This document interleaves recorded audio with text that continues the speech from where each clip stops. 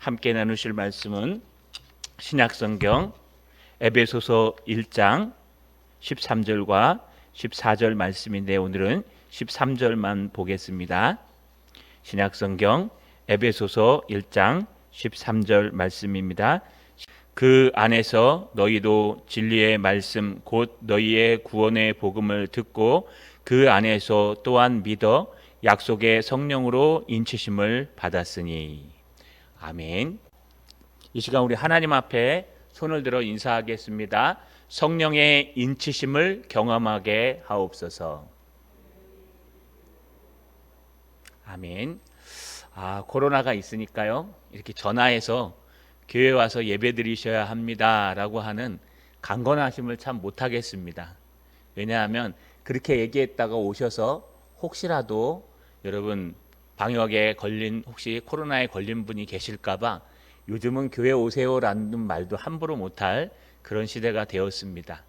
그러나 여러분, 우리의 신앙으로 나오셔야 합니다. 나오셔서 하나님 앞에 예배 드려야 합니다. 분명히 신령과 진정으로 예배하는 것은 우리의 사명이요, 정 안 되면요 가정에서라도, 멀리서 가정에서라도 꼭 예배를 드리셔야 합니다. 자, 여러분, 우리가 이 땅을 살아가면서 가장 소중한 게 무엇일까요? 점점 희미해져 가는 게 무엇일까요? 성경을 깊이 있게 보는 것이 참 희미해져 가는 것 같습니다. 얼마 전에 달인에서 나왔는데요, 경동시장에 김밥 파는 아줌마 한 분이 나오셨습니다. 원래 패션 디자이너였고 굉장히 잘 되다가 코로나를 맞이해서 많이 어려워졌다고 합니다. 더 이상 설 자리가 없어서 무엇을 할까 하다가 어머니가 하시던 김밥 장수를 해봐야 되겠다 싶어서 이름 처음에는 김밥을 싸서 이제 리아카에다 싣고 조그만 수레에다 싣고 하나씩 팔다가 이제 점포를 얻게 되고, 그 점포에서부터 시작해서 이 경동시장에서 아주 유명한 김밥 파는 사장님이 되셨는데요, 그분의 김밥이 별거 아닌데 굉장히 유행이 있습니다. 다른 들어가는 건 아무것도 없습니다. 노란무도 안 들어가고 소세지도 안 들어가고요, 단지 그냥 밥에다가, 뻘건 밥에다가 우리 짠무지처럼 생긴 무 하나만 딱 들어가는데 장아찌처럼 생겼습니다. 그런데 여러분, 그 김밥이 없어서 못 팔 정도로 잘 팔립니다. 인기 명물이 되었습니다. 그래서 어떻게 이 김밥을 만드는가 하고 살펴보니까요, 그 짠무지, 단무지 하나 만드는데요 1년이 걸린다고 합니다. 남들은 그냥 돈 많이 벌면 되니까 대충 노란무 하나 요즘 주문하면 잘 나오거든요. 그 노란무 하나 주문해서 집어넣고 하면 되는데, 그 안에 들어가는 그 단무지 하나를 만드는데 1년이 소요된다고 합니다. 배즙을 갈아서 넣고 또 뜸을 띄워서 6개월이 걸려서 만들면 다시 묵혀서 1년을 묵힌 단무지를 갖다 쓰니까요, 거기 오시는 분들이 다 하는 말이 이 집 김밥은 뭔가 다른 게 있다. 김밥에, 빨간 밥에다가 그냥 단무지 하나 들어가는데 그렇게 맛있다고 잘 팔립니다. 제가요 그걸 보면서 많은 걸 느꼈습니다. 장인들은 사소한 것 하나, 우리가 잘 알고 있다고 하는 상식 하나에 아주 깊은 정성을 들이는구나. 가만 돌아보니까 저도 음식을 만드는 사람 중에 하나였습니다. 설교를, 영의 양식을 만들어서 여러분께 전해주는 사람인데, 나 또한 너무 그때그때 만들어서 급하게 당연히 이러니까 이렇게 하면 되지 하고 전하지 않았나 하는 생각을 하면서 성경을 깊이 보려고 노력하니까요, 여러분, 우리가 놓쳤던 것들이 참 많이 있다는 걸 생각하게 됩니다. 우리가 그냥 나는 다 알지, 구원, 그거 예수 믿으면 구원 받는 거지, 뭐 더 이상 뭐가 필요해, 그러고요 설교자들도 별로 신경 쓰지 않습니다. 그냥 하나님 말씀 주위에서 전하다가 중간에 나오면 여러분 그냥 구원은 이런 겁니다 하고 넘어갈 정도였습니다. 또 아는 사람 중에는요, 뭐 그 정도도 안 합니다. 볼펜이랑 성경 하나만 들고 다니면서요, 그때그때 큐티 해가지고, 우리 평신도들이 하는 큐티, 주석도 안 봅니다. 큐티 해가지고 원어도 안 보고요, 그냥 영어 좀 보고 큐티 해가지고 은혜 받은 얘기를 하고 끝납니다. 듣는 사람 입장에서는 굉장히 은혜가 될 수는 있습니다, 순간적으로. 그러나 그렇게 먹다 보면은요 배탈이 나게 돼 있어요. 영양분이 부족하게 돼 있습니다. 그래서 영적으로 갈급하게 돼 있고, 그래서 여러분 영양실조에 걸리게 돼 있고, 또 다른 무엇인가가 없을까? 또 다른 무엇인가 필요한 것이 없을까? 찾다 보면 이벤트도 찾고요. 또 조직도 찾고요. 또 여러분 세일즈맨한테 가서 배우기도 하고요. 엉뚱한 곳에 달려갈 수가 있다는 뜻입니다. 제일 극단적인 것은 바로 이단에 빠지는 겁니다. 그러나 우리가 중요한 것은 깊이 있는 말씀을 준비해서 전하면 그 말씀을 듣다 보면요, 여러분도 모르는 사이에 여러분은 깊이 있는 영양분을 먹고 그 말씀에 흔들리지 않는다는 겁니다. 왜 이런 말을 하냐 하면 에베소서는요 굉장히 중요한 서신 중에 하나입니다. 그전에도 알고 있었지만 연구할 때마다 숨이 콱콱 막힙니다. 오늘도 세 가지 단어를 해석해야 되는데 지금 1시간 안에 다 해석할 수가 없습니다. 그래서 이것을 인치심에 맞추어서 한번 간단하게 해석하고요. 필요한 것들은 나중에 뒤에 가서 또 반복될 때 설교하려고 합니다. 여러분 깊이 삶아놓은 단무지를 먹듯이 그냥 얄팍하게 끝내지 마시고 하나님 말씀을 더 깊이 있게 보는 저와 여러분 되시기를 주님의 이름으로 간절히 소망합니다. 소망은 두 카트밖에 없습니다. 따라 읽겠습니다. 진리의 말씀이 들려야 한다. 한 번 더요. 진리의 말씀이 들려야 한다. 오늘 말씀은요 이렇게 시작하죠. 그 안에서 너희도 진리의 말씀 곧 너희의 구원의 복음을 듣고 그 안에서 또한 믿어 약속의 성령으로 인치심을 받았느니라. 여러분 그 안에서가 반복돼요. 그 안에서 너희도 반복되죠. 요 다음에 보시면 그 안에서 또한 믿어 반복됩니다. 이게 원문에요 두 번 반복되는데 그 안에서 또한 너희도 요게 반복되는 겁니다. 그 안에서 그리스도 안에서를 얘기합니다. 그리스도 안에서 예수를 믿는 사람들 마음에 예수를 믿는 사람들 공동체 안에서 앞에 1절에 등장한 것처럼 여러분 에베소에 있는 성도들과 그리스도 예수 안에 있는 신실한 믿는 자들이 다 그리스도 안에 있다고 얘기합니다. 그리스도 안에 있는 사람들에게 여러분 있는 것이 하나 있는데 중요한 것은 여기 녹색을 잘 보시면 여기 너희도 진리의 말씀 곧 너희의 구원의 복음을 듣고 라고 돼 있죠. 듣는 게 등장합니다. 그 다음에 13절 B에 보면 그 안에서 또한 믿어 라고 돼 있어요. 세 번째 약속의 성령으로 인치심을 받았으니 라고 돼 있습니다. 다시 말하면 듣고 믿어 인치심을 받았다. 요 세 단어가 오늘 아주 중요한 단어입니다. 그 중에 여러분 우리 주동사라 그러죠. 이 문장에 있어서 대표적인 중요한 단어는 인치심을 받았다는 뜻입니다. 인치심을 받기 위해 앞에 두 가지가 듣고 믿는 것에 있다는 거예요. 여기 듣고라는 단어는요. 여러분 이 듣고라는 단어는 아쿠오라는 단어의 과거 능동태 분사형인데요. 과거에서부터 이렇게 들어왔던 말씀이라는 뜻이에요. 과거로부터 너희가 계속 그리스도 안에서 듣던 그거 들었지, 귀를 열고 듣고 있었지, 바로 그것을 얘기하는 겁니다. 여러분 우리가 듣는 것이 굉장히 중요합니다. 듣지 않는 사람은 배울 수 없습니다. 듣지 않는 사람은 발전할 수 없습니다. 인간이 듣기 때문에 변화되는 것입니다. 여러분 안 듣고 나는 내 경험한 것만 가지고 내 뜻대로 내가 본 것대로 살 거야. 사실 보는 것도 듣는 겁니다. 원래 글자가 없을 때는 듣는 것으로 다 지식을 얻고 듣는 것으로 정보를 획득했는데 글자가 생김으로 말미암아 그 정보를 갖다가요 기록하고 보고 읽는 데서 얻었습니다. 근데 요즘은 정보를 어떻게 얻습니까? 읽는 것에는 안 얻고요. 여러분 보고 듣는 것에서 얻습니다. 그래서 유튜브나 이런 것들을 통해서 많이 얻죠. 인터넷 검색하는 사람도 별로 없어요. 그냥 유튜브에서 보고 유튜브에서 듣고 이 정도가 우리 정보의 전부입니다.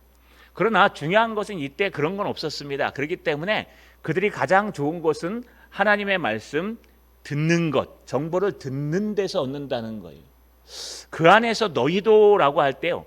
너희도라고 하는 것에는 앞에 등장하는 1절 12절에 보니까 이는 우리가 그리스도 안에서 전부터 바라던 그의 영광의 찬송이 되게 하려 하심이라.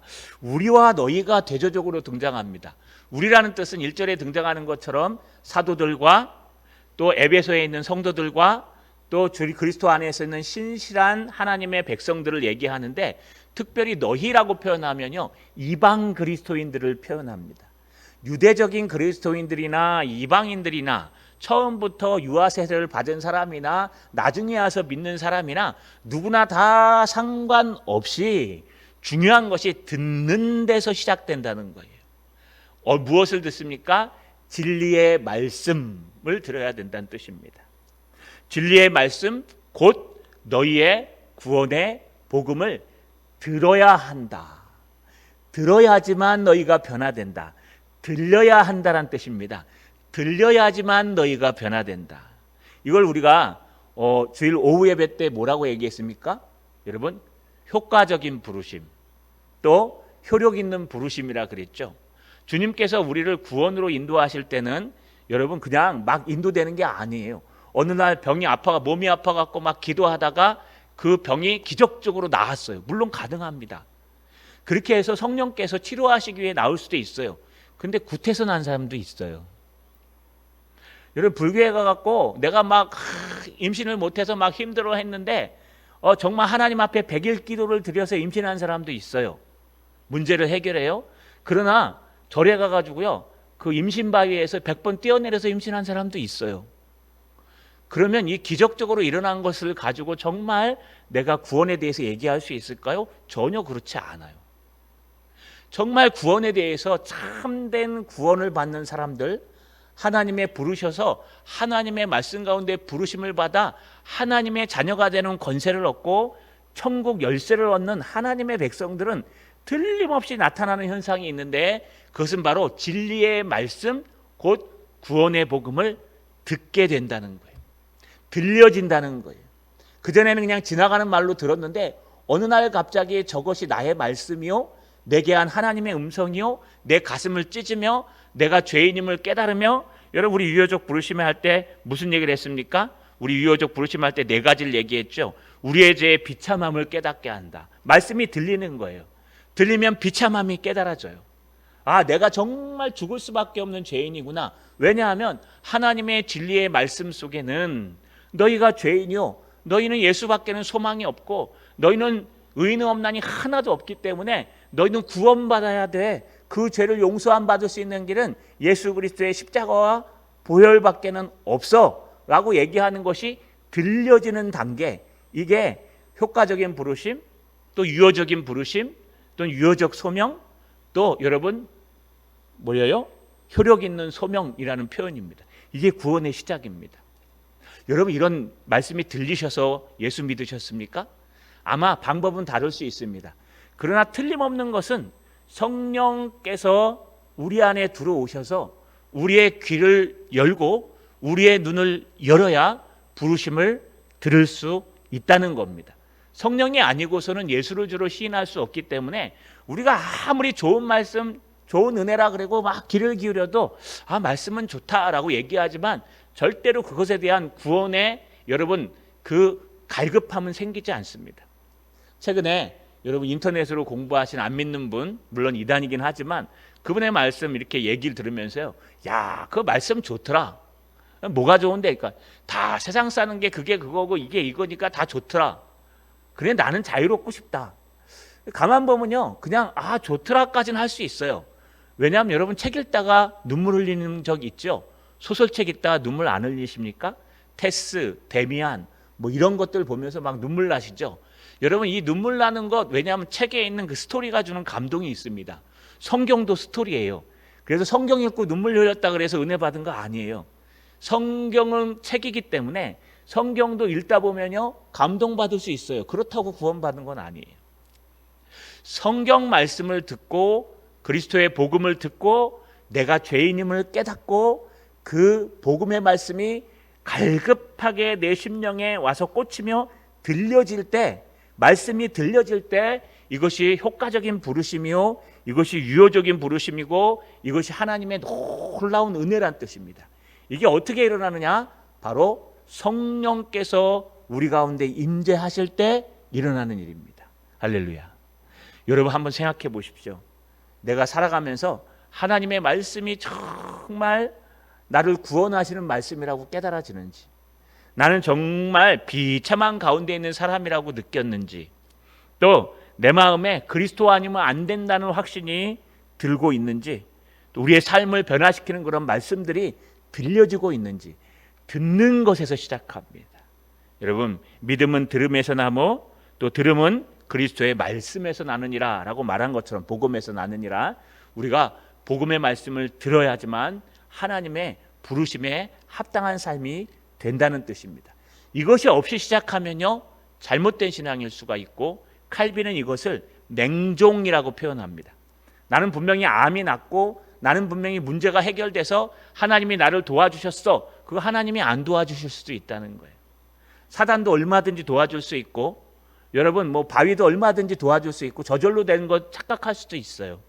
그러나 그런 믿음이 아니라 하나님의 말씀을 통해서 내가 죄인이라는 걸 깨닫고 예수를 깊이 알아가는 것, 이게 소명의 시작이요 구원의 시작입니다. 그 다음 단계는 무엇을 얘기하는 걸까요? 따라 읽겠습니다. 약속의 성령의 인치심을 받아야 한다. 한 번 더요.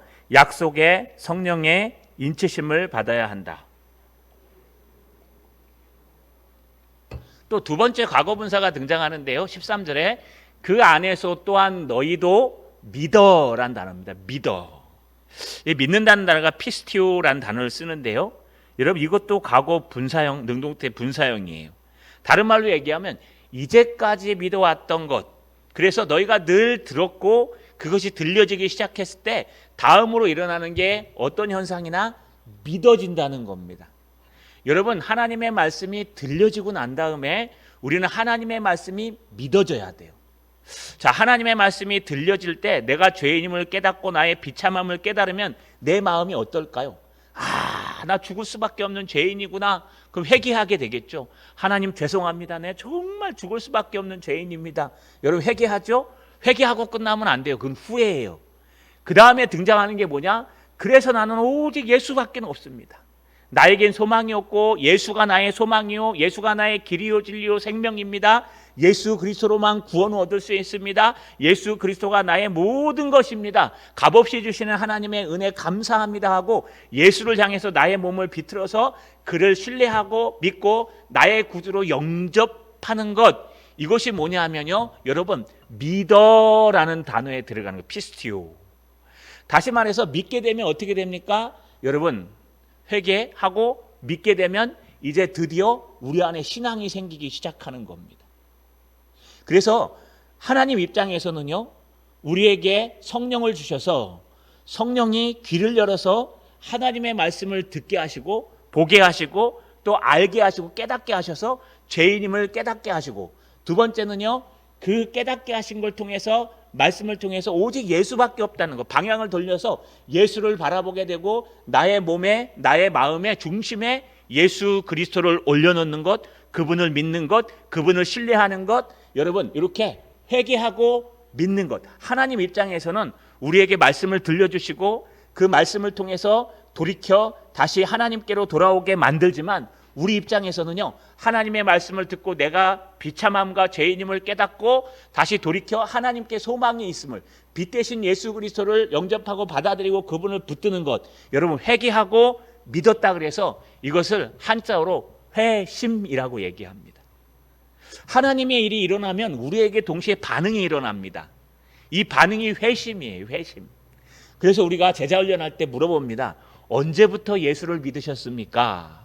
라고 물어보면요, 내가 초등학교 때부터 열심히 다니다가 예수를 믿게 되었습니다 라고 막 얘기를 합니다. 그럼 예수님은 언제 만나셨습니까? 라고 물어보면 이거 뭘 물어보는 거냐 하면, 내가 언제 깊이 예수님에 대한 회심, 진정한 예수님을 만나고 회개하고 예수님을 나의 구주로 영접하고 내 중심에 세워놓았는가를 확인하는 거예요. 그래서 어떤 사람이든 여러분, 들려지고 믿어지면 회심이 일어납니다. 이 회심을 언제 했냐 물어보는 게 굉장히 소중합니다. 그러나 회심이라는 것은요, 인간의 마음의 특성상 아주 자유롭게 일어나요. 그래서 인간의 마음은요, 지성이 있고 막 받아들이고 판단하는, 또 막 눈물 흘리고 감정을 하고 노래 부를 때 막 슬퍼하는 감성이 있고, 또 막 결단, 내가 내일부터 이렇게 하리라고 결단이 있는데, 의지가 있는데, 지정의라 그러죠. 이 세 가지에 따라서 사람마다 자라온 환경에 따라서 강한 게 달라요. 늘 공부하던 사람은 지성이 굉장히 발달돼 있어요. 이런 사람들은 회심이 어떻게 일어나냐? 여러분, 지적으로 깨닫고 그 깨달은 걸 슬퍼하다가 하나님을 바라보고 하나님 말씀으로 가요. 그래서 막 성경책을 읽고 책을 읽고 신앙책들을 막 읽으면서 지적으로 막 깨달아가고 감정도 조금 역사하는데 그렇게 심하게 역사하지는 않아요. 반면에 여러분, 회심이 감정이 강한 사람들이 있어요. 여러분, 우리 지성에서 출발한 학문들이 철학, 문학 이런 것들이 있죠. 감성에서 출발하는 학문들이 있어요. 예술, 음악 이런 것들이 있죠. 이 감성에서 출발하는, 그래서 미학이라고 얘기해요.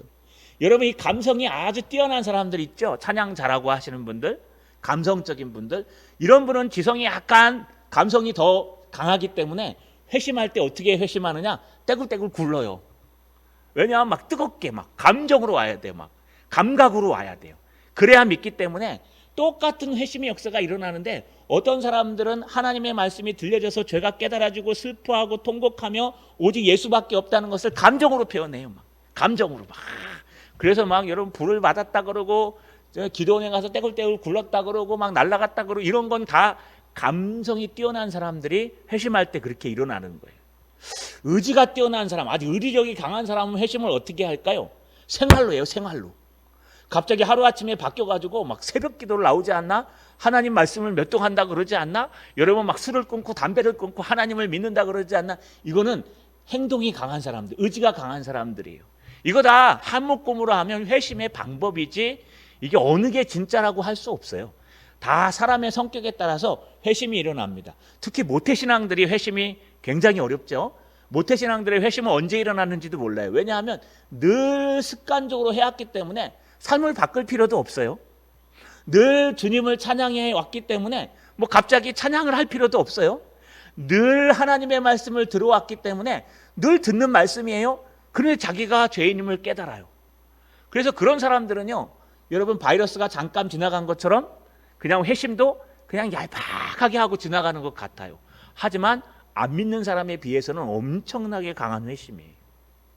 이렇게 우리가요, 예수 그리스도의 말씀, 복음을 듣고 깨닫고 또 주님의 복음을 믿어지고 그 믿어진 걸 가지고 주님을 바라보는 것, 이것을 우리가 회심이라고 얘기하고, 이거는 우리가 하는 일이 아니라 성령께서 이미 우리 가운데 들어오셔서 하시는 일이에요.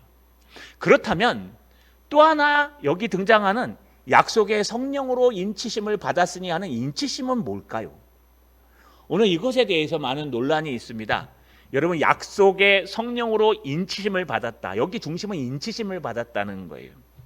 인치심을 받았다는 내용이 뭘까요? 고대에 이 성경이 쓰여질, 에베소서가 쓰여질 당시에 인쳤다라고 하는 단어를 살펴보아야 합니다. 여러분, 에베소서가 쓰여질 당시에 인치심을 받았다라는 단어는 여러분 스프라기조라는 단어를 쓰는데, 이건 보통 세 가지 때 씁니다. 하나는 진품을 인정할 때, 또 하나는 소유권을 인정할 때, 또 하나는 안전을 보장할 때, 이 세 가지로 쓰여요. 여러분, 진품을 인정할 때라는 건 뭐냐면 서류의 진실성이나 또는 어떤 도자기나 이런 것이 진품인지 가품인지 인증서를 띄워주는 거예요. 그래서 그것을 확인할 때 계약서가 진짜인지 아닌지, 원조인지 위조본인지 사본인지 아니면 진본인지, 그런 진품을 확인할 때 사용합니다. 여러분, 요한도 요한복음에 이렇게 기록했어요. 그의 증언을 받은 자는 하나님이 참되시다는 것을 인쳤느니라. 하나님의 말씀을 붙들고 하나님 앞에 야, 이건 정말 참이야, 확신해 라고 하는 구원의 확신에 가까운, 이것을 우리가 체험적인 신앙이라고 얘기합니다. 인치심을 받는다는 것은 확신해, 이건 맞아, 진짜야, 내 목숨을 걸고 이거밖에 없어 라고 하는 인치심, 진품 명품에서 진품을 확신하는 거예요. 이 인치심을 받는다는 모습, 그것이 바로 진품입니다. 또 하나, 인치심을 받는다는 것은요, 소유권 이전을 얘기해요. 예전에는 동물이나 가축들은요, 이 어떤 사람의 소유인지 확인할 수 있었어요. 그래서 자기만의 낙인, 인장을 찍어요. 불로 도장을 해갖고 탁 찍어요. 제이 뭐 그러든 뭐 히브리어로 찍었겠죠. 그러면 큐 하고 뭐 찍겠죠. 그 알렙 딱 찍어 놓으면 이거는 아 누구 거야라고 하고 사고 나면 찍어요. 그래야 도장을 찍혀가지고 그게 소가 내 건지 아닌지 확인합니다. 이게 인장을 찍다. 그래서 찍어서 내 것을 확인하다. 소유권 이전 할 때 여러분 동물에게 찍는 인장 이런 것들을 우리가 소유권이라고 얘기해요. 요한은요 오병이어 사건을 얘기하면서 인치심을 어떻게 표현했냐 하면 요한복음 6장 27절에 이 양식은 인자가 너희에게 주리니 인자는 아버지 하나님께 인치신 자니라. 하나님께서 나를 인치셔서 하나님의 아들이요 하나님 삼아 주셨다라고 하는 인치심은 하나님이 인치신다는 거예요. 우리가 인치는 것이 아니라 하나님께서 넌 내 거야 라고 뭘로요? 약속의 성령으로 인쳐주시는데 여러분 그 인치는 것이 나도 모르게 칠까요? 그렇지 않습니다. 인친다는 것은요 여러분 나도 모르게 치는 것이 아니라 내가 알도록 치는 거예요. 이 앞에 있는 것 우리가 듣고 그 다음에 믿어서 우리 입장에서는 회개하고 또 예수께로 방향을 돌려 믿어지는 회심이 일어나는 것은 성령께서 이미 세례 우리 가운데 들어오셔서 여러분 그 성령의 은혜로 들려지게 하고 또 믿어지게 하고 회개하게 만드는 거예요. 우리가 하는 게 아니에요. 그런데 약속의 성령으로 인친다는 것은 확실하게 보여주고 느껴지고 경험 있게 하는 거예요. 그래서 이 인치심이 없으면요 여러분 신앙이 식어집니다. 내가 예수 믿었나? 라고 확인하게 돼요. 세 번째 이 인치심은 보장을 얘기해요. 여러분 우리가 혹시 우편물을 보낼 때 봉인하죠. 옛날에 납을 녹여가지고 봉인을 딱 찍고 이거 안전하게 가야 됩니다 하고 봉인하죠. 그 봉인은 누가 뜯어요? 대상이 가서 뜯는 거예요. 그래서 우리를 봉인하는 거예요. 더 이상 너는 딴 백성이 될 수가 없어. 너는 내 백성이 하고 봉인을 찍는 거예요. 하나님만이 이 봉인을 벗길 수 있어 라고 하는 모습을 얘기합니다. 그래서 여러분 성령으로 인쳤다는 걸 뭘 얘기하냐 하면 우리가 예수를 믿고 난 다음에 회심한 다음에 여러분 약속의 성령께서 우리 가운데 부어지는 역사, 약속의 성령께서 우리 가운데 여러분 너는 내 것이야 라고 꽝 도장을 찍든지 아니면 약속의 성령께서 우리 마음에 확신을 주든지 아니면 약속의 성령께서 우리를 보호해 주심으로 말미암아 우리가 그것을 깨닫고 알고 느끼는 것을 인쳤다라고 표현합니다. 요게 이제 많은 해석이 있습니다. 예, 어떤 해석이 있냐? 순복음이나 로이드 존즈 목사님 같은 경우에는 이 인치심을 갖다가 어떻게 해석하느냐? 바라 오순절 성령 강림 사건도 앞에서 하나님께서 자기를 따르는 제자, 이미 듣고 이미 믿은 제자들에게 너희는 구원을 받았다 그랬습니다. 그런데 너희가 너희 힘으로 안 되기 때문에 너희가 성령이 임하시면 오직 성령이 임하시면 너희가 권능을 받고 예루살렘과 온 유대와 사마리아와 땅끝까지 이르러 내 증인이 될 거야. 그러니까 너는 약속의 성령을 예루살렘을 떠나지 말고 약속의 성령을 기다려.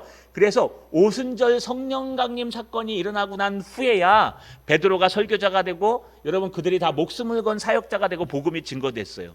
그래서 이미 예수 믿고 구원받은 사람들이 그 사역을 강하게 하고 성령의 뜨거운 은혜로 살기 위해 성령으로 인치심을 받아야 된다. 이게 성령 세례다. 이제 그때서야 성령이 오신다. 이미 앞에는 성령이 안 와도 된다. 앞에서 믿고 또 듣고 하는 것은 그냥 하나님께서 우리에게 인간에게 주신 그런 자연적인 능력이기 때문에 그것으로 구원받는다. 왜? 믿음으로 구원받으니까. 그러니까 이건 상관없다. 그런데 성령의 인치심을 받아야 되는데 언제 받아야 되냐? 믿고 난 후에 열심히 기도하고 하나님 앞에 열심히 말씀을 붙들고 있다 보면 하나님께서 세컨드 브레싱, 하나님께서 두 번째 성령의 인치심을 주신다는 거예요. 그래서 성령의 뜨거운 불을 받아야 너희가 일할 수 있다는 거예요. 요거를 오해해서 생긴 게 오순절입니다. 우리 순복음이나 비냐드나 오순절이라 그래요. 열광주의자들. 거기 가시면요 뭐라 그러냐 하면 여러분 예수 믿고 구원받는 거 맞다. 근데 성도들은 두 가지가 있다. 하나는 아직 성령을 받지 못한 성도들이 있고 하나는 성령을 받은 성도들이 있다. 성령을 받지 못한 성도들은 어떤 성도들이냐? 육적인 그리스도인. 그래서 이 사람들은 방언도 못하고 통변도 못하고 은사도 없고 열심도 없고 아무것도 없고 나는 구원받았어 라고 하는 그냥 구원받은 사람이고, 여러분 우리 오순절 성령 강림 사건이나 고넬료 집에서 일어날 때 성령이 임하시면 나타나는 현상 중에 하나가 뭐였어요? 방언을 한다 그러죠. 그래서 그 사람들은 방언을 성령 받은 표시로 얘기해요. 그래서 틀림없이 성령이 임재하시면 방언이 일어나는데 이 방언을 받은 사람들이 진짜 영적인 그리스도인이다. 그래서 방언을 받지 못한 사람들은 육적인 그리스도인, 방언을 받은 사람들은 영적인 그리스도인이다 라고 구별하는 거예요. 이게 바로 여기서 나온 오류입니다. 여러분, 그런데 우리는 그렇게 생각하지 않아요. 이것은 오늘 본문을 문자적으로 잘못 해석한 겁니다. 성경을 쭉 읽다 보시면 그럴듯합니다. 오늘 시간 되시는 분 로이드 책을 한번 가서 읽어보세요. 읽으면은 마치 이 부분에 있어서 맞는 것처럼 보이지만 실제로는 그렇지 않습니다. 성령이 아니고서는 예수를 주로 시인할 수조차도 없어요. 죄와 허물로 죽었던 너희를 살리셨도다라고 이제 요한 에베소서 2장 1절에 가시면 등장할 텐데요. 여러분, 죽은 사람에게 가가지고 막 말씀을 들려주면서 일어나 그럼 일어나요? 못 일어나죠? 여러분, 이때 들어서 듣기 시작했다는 것은 이미 우리 안에 생명이 있다는 거예요. 그래서 우리가 들려지기 시작하고 믿어지기 시작하면 이미 성령께서 우리 안에 들어오신 거예요. 들어오셔서 이걸 성령 세례라 그래요. 성령 세례가 여기 임하셔서 우리의 귀를 열어 하나님의 말씀이 들려지고 또 내가 죄인임을 깨닫고 회개하게 되고 또 믿어지고 오직 예수밖에 없다는 믿음을 갖게 돼서 회심이 일어나는 거예요. 여러분, 그 다음에 중요한 것이 무엇이냐? 우리 모두는 그래서 예수를 주로 시인하면 이미 성령 세례를 받은 인치심을 성령을 받은 사람인데 이런 사람들이 필요한 것이 하나 있어요. 뭐냐 하면 여러분, 우리가 구원받았다는 확신, 또 우리가 하나님의 은혜가 있다는 확신, 은혜가 필요해요. 그것이 바로 약속의 성령으로 인치심을 받는 거예요. 성령 세례를 받는 게 아니라 성령의 충만함을 받는 거예요. 그래서 제가 우리는 두 가지를 얘기한다 그랬어요. 성령 세례는 내가 들려지기 시작한 그때 은은히 임하시는 성령을 얘기하는 것이요. 여러분, 성령의 충만함은 그 믿은 다음에 우리가 더 열심히 믿을 때 하나님께서 이 우주에 충만한 하나님의 은혜, 하늘에 충만한 하나님의 은혜, 우리 마음에 있는 하나님의 은혜가 우리에게 충만하게 임한 것을 성령 충만이라고 얘기했어요. 여러분, 이게 개혁주의에서 얘기하는 거예요. 약속의 성령의 인치심은 성령 충만이라고 표현하는 게 맞습니다. 그런데 어떻게 충만해질까요? 두 가지가 있습니다. 내적 충만과 외적 충만이 있어요. 내적 충만은 뭐냐? 우리 마음에 이미 성령이 함께 계세요. 성령이 아니고서는 예를 주로 시인할 수 없으니까 예수를 이미 성령이 함께 계세요. 여러분들이 예수님이 나의 구주입니다. 그리고 회개하시고 주님 앞에 말씀 앞에 돌아와서 여러분 함께 예배하는, 이거 벌써 성령이 나와 함께 하시는 거예요. 근데 중요한 것은 이 성령이 양이 있어요. 우리는 여전히 죄가 남아 있거든요. 지성과 감성과 의지 속에 성령이 있고 죄가 있기 때문에 이게 막 싸워요. 이거 영적 싸움이라 그래요. 그래서 막 여러분들이 열심히 세상과 교제하고 세상의 열심을 가지고 여러분 세상의 모든 것들 막 중심을 갖고 정치, 외교 막 여기만 막 신경 쓰고 계시면 뭐가 있냐면 여기서 이제 죄가 점점점 커져요. 커지고 그러면 마음은 그릇인데 마음은 조그만데 이 조그만 데서요 한쪽이 커지면 한쪽은 당연히 어떻게 될까요? 작아져요. 그렇죠? 그럼 예수를 믿어서 성령이 계시긴 계신데 이게 성령이 계신 건지 안 계신 건지 몰라요. 왜냐하면 세상과 계속 교제하기 때문에. 세상 아줌마들 만나서 한번 수다 한번 떨어보세요. 누이비 뚱 이런 거 가지고 다니면 나 우리 누이비 뚱 샀다. 우리 신랑이 갖고 내가 집은 몇 채를 늘렸다. 내가 막 차는 못 샀다. 막 이거 자랑하면 막 속이 뒤집히지시요. 그래 나도 사야지 막 그러면서 가면 어떻게 돼요? 그 다음부터는 여기서 막 집 그리고 막 똥 하면서 막 올라가요. 그럼 반대로 뭐가 사라져요? 하나님의 은혜가 사라져요. 말씀이 사라지고 기도가 사라지고. 왜? 그거 없어도 살기 때문에. 그러면 여러분 세상 사람과 똑같은 삶을 사는 거예요. 이게 여러분 내적 충만이 아니고 이렇게 되면 믿음이 작은 자, 그래서 하나님 앞에 책망받아요.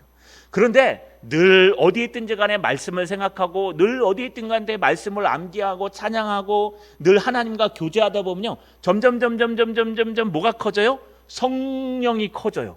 성령이 불어나요. 성령이 커져요. 그러면 뭐가 작아져요? 죄가 작아져요. 점점 줄어들어요. 그래갖고 이게 너무 커지면 어떻게 돼요? 밖으로 흘러 넘치는 거예요. 플레로마. 이게 성령 충만이에요. 내적 충만. 그래서 이거는 언제 일어나냐? 하나님과의 깊은 질적인 교제를 할 때 일어나요. 양적이 아니에요. 질적인 교제를 할 때 일어나요. 어떤 사람은 하루 종일 성경만 쓰고 있어도 하나님의 은혜가 없는데, 어떤 사람은 너무 갈급해서 10줄밖에 쓰지 않았는데 하나님의 성령 충만이 일어나요. 이 질적인 부분이에요. 왜냐하면 마음의 문제예요, 자세의 문제예요.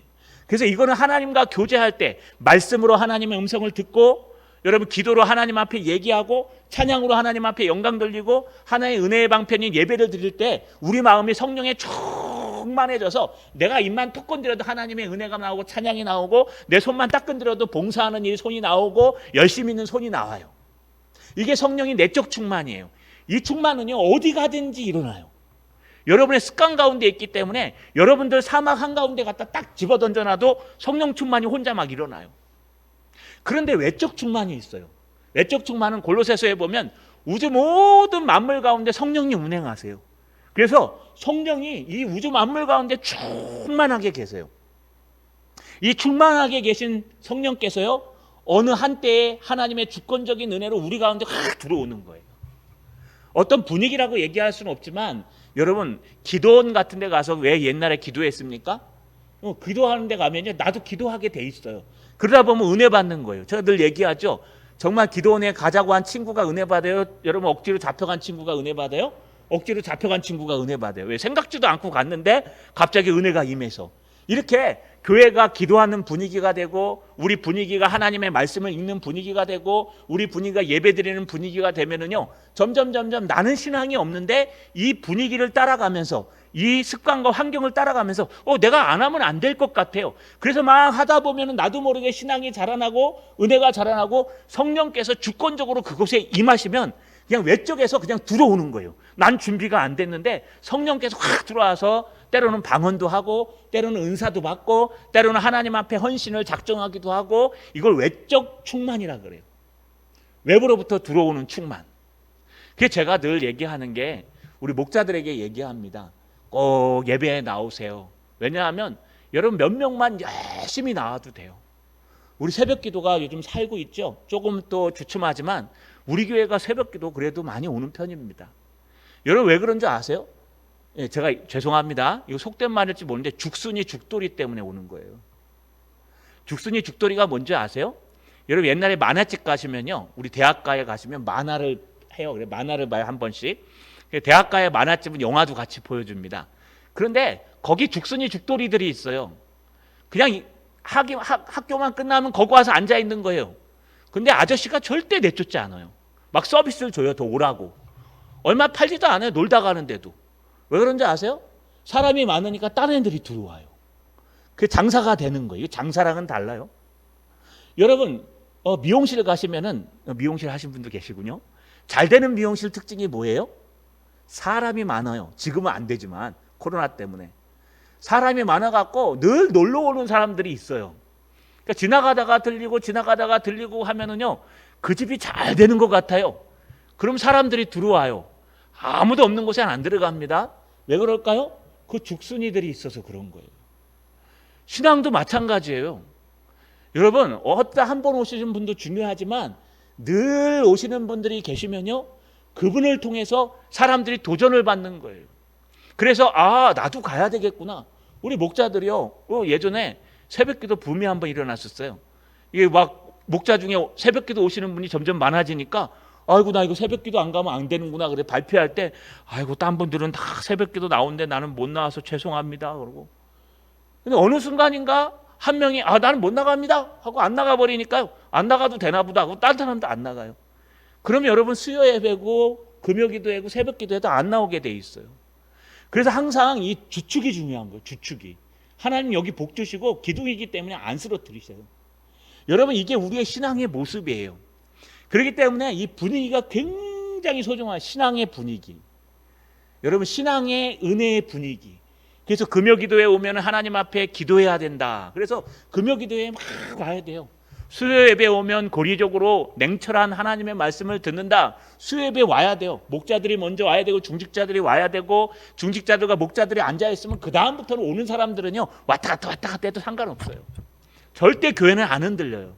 그런데 그 중직자들 중에, 목자들 중에 하나가요, 난 못 가요. 나는 형편이 안 돼서 절대 못 가요. 이러고 딱 도장 찍어버리잖아요. 그 사람 때문에 다 무너져요. 왜? 저 사람 안 가도 되니까 나도 안 가도 되겠구나. 안 가도 아무 말 없네. 그러고 나면 그 다음부터는 한없이 무너지는 거예요. 어떤 교회는 목자가 새벽기도 안 나면 목자 자릅니다, 그냥. 근데 우리 교회는 자르면 할 사람이 없어요. 그렇기 때문에 안 돼요. 그래서 여러분 할 수가 없어요. 어쩔 수 없습니다. 또 이런 코로나 때기 때문에 또 그렇게 해버리면요, 오셔서 코로나 걸리면 다 안 되잖아요. 요즘은 그냥 여러분 신앙에 달려 있습니다. 중요한 건 무엇이냐? 제가 말하고 싶은 건 목자고 아니고가 아니라 분위기가 중요하다는 거. 이게 외적 충만의 의미예요. 그래서 여러분 전도에도 두 가지가 있어요. 요한복음에 와 보라라고 하는 전도가 있고, 또 하나는 주 예수를 믿으라 하는 전도가 있어요. 복음을 전하는 믿으라 하는 전도는 그 자리에서 하는 거지만, 와 보라고 했을 때 그 와 보라는요, 꼭 필요한 게 하나 있어요. 내가 데리고 가서 와 보라, 그곳에 복음이 있어야 돼요. 우리 교회에 와 보라 그러면 우리 교회에 복음이 선포되고 있어야 돼요. 복음이 있는 쪽으로 데려오는 것도 전도예요. 여러분, 그렇기 때문에 우리가 늘 복음이 있고 늘 은혜가 있고, 우리 교회 분위기가 하나님의 말씀을 듣는 분위기, 성경을 쓰는 분위기, 예배드리는 분위기, 정말 하나님 앞에 은혜 받는 분위기, 금요철에 하나님 앞에 통성으로 기도하는 분위기, 새벽에 하나님 앞에 예배드리는 분위기, 이런 것들이 쫙 준비되어 있으면요, 안 믿는 사람이 끌려와가지고 예수 믿게 돼요. 이게 외적 충만이라는 거예요. 이게 외적 충만이라는 겁니다. 이거보다 더 중요하지만 아주 쉽게 설명하면 이렇습니다. 근데 여러분, 이 두 가지 충만 중에 어느 게 더 중요할까요? 내적 충만과 외적 충만 중에 내적 충만이 중요합니다. 왜냐하면 외적 충만은 바깥으로부터 주권적으로 임하는 것이기 때문에 우리가 판단할 수 없어요. 그러나 내적 충만은 우리가 얼마든지 할 수 있어요. 우리가 얼마든지 하나님 말씀을 읽고 혼자 경건하게 기도하고 하나님 앞에 예배드리고 하나님을 붙들다 보면 이 내적으로 충만해져서요, 그 사람은 어디다 갖다 떨어뜨려 놔도 하나님의 은혜로 살아가는 거예요. 그래서 내적 충만이 굉장히 중요합니다. 말씀을 마치겠습니다. 자, 여러분, 오늘 약속의 성령으로 인치심을 받았느니, 이거는요 바로 성령으로 말미암아 회심한 자들이 이제 하나님의 인치심을 받는 겁니다. 너는 내 것이야, 경험하는 겁니다. 성령의 충만함을 마가다락방에서 경험한 것처럼 성령이 너희에게 임하셔서 여러분 다른 모든 사역에 목숨을 걸었던 그것들처럼, 또 하나님의 놀라운 경험의 역사가 나타나는 것처럼, 여러분 약속의 성령의 인치심이 우리에게 임한다는 뜻이에요. 안 믿는 사람에게 임하는 것이 아니라 하나님의 진리의 말씀, 여러분 복음의 진리를 듣는 사람, 또 그 안에서 그것을 믿는 사람에게 하나님은 성령의 충만함을 주신다는 거. 특별히 성령의 충만함을 받는데 여러분 분위기와 외적 충만 받지 마시고 내적 충만함을 받으시라는 거. 내가 어디다 갖다 놔도 하나님의 은혜요, 성령의 충만함이 있어서 여러분 내 입술의 모든 말도, 내 행동의 모든 모습도 하나님의 영광이 나타나는 부흥하는 저 여러분 되시기를 주님의 이름으로 간절히 소망합니다.